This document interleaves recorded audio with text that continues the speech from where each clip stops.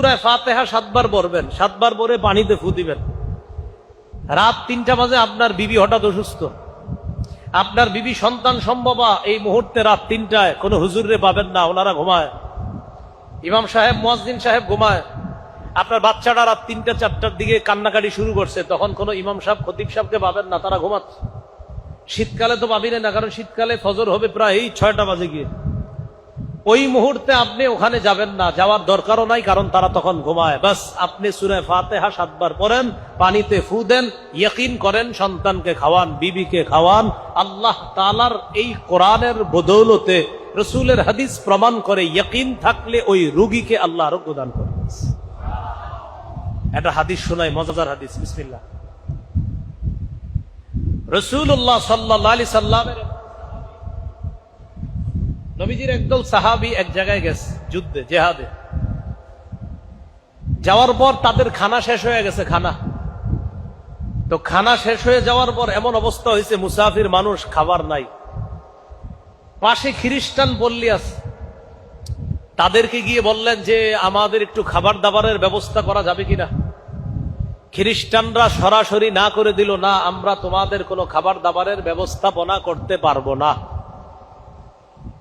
ইতিমধ্যে তাদের নেতা যিনি, ওই নেতাকে বিচ্ছু কামড় দিস।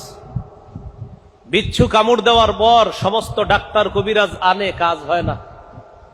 তারা পরামর্শ করলো, পাশে একদল মুসলমান আছে, তাদের মাঝে কেউ যদি ঝাড়ফুঁক করে, এই ঝাড়ফুঁক কেউ করতে পারলে তাকে আমরা নিয়ে আসি, দেখি ঝাড়ফুঁক করার পর কোনো কাজ হয় কিনা।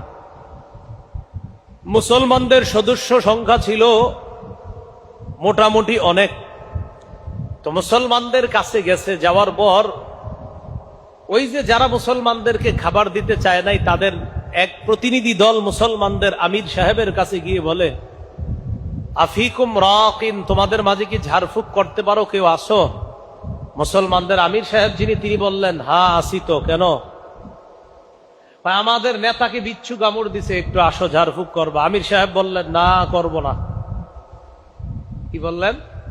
করব না। কেন? খাওয়ান দিছো, খাবারের ব্যবস্থা করছিল? না, তো ঝাড়ফুঁক করবো কি লেগে? তারা বলল, যদি ঝাড়ফুঁক করো, আমাদের নেতা যদি ভালো হয়ে যায়, 30টা বকরি দিব। কয়টা বকরি?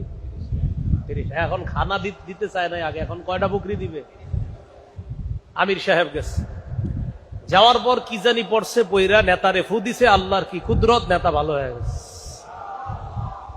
বকরি পাইছে, পাওয়ার পর সাহাবায়ে কেরাম চিন্তিত হয়ে গেলেন, ঝাড়ফুঁক কইরা বকরি পাইলাম, এখন